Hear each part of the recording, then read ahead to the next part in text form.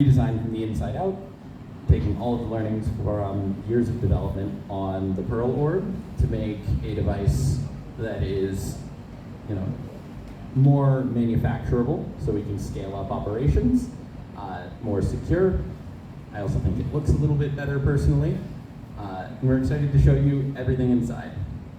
So right now, Alexis is undoing a couple screws, and he'll first remove the bottom plate.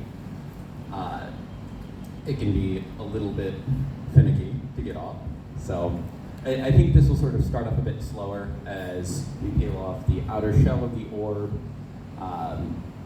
And then once we start seeing everything inside, there will be quite a bit more interesting stuff to talk about.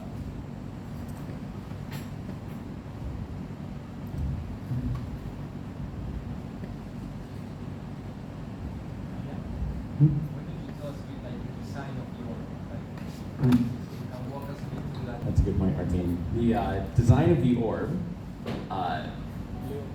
is really meant to reflect the universal nature of the project. Right? The world is a sphere, the orb is a sphere. The angle of the sort of ring around the diameter of the orb matches the angle of Earth's axial tilt.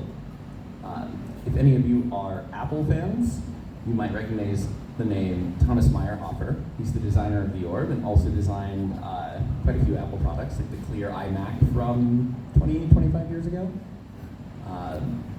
which I think is quite a fun fact.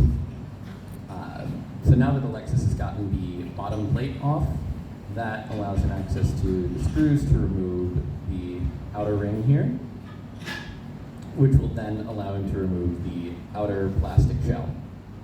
So the plastic shell on the orb actually has two layers to it. So there's the outer clear shell, which is there for protection, much more easily replaced. And beneath that is the white shell that actually houses all of the components within the orb. So once he gets the back portion of the white shell off, we'll begin to be able to see the insides.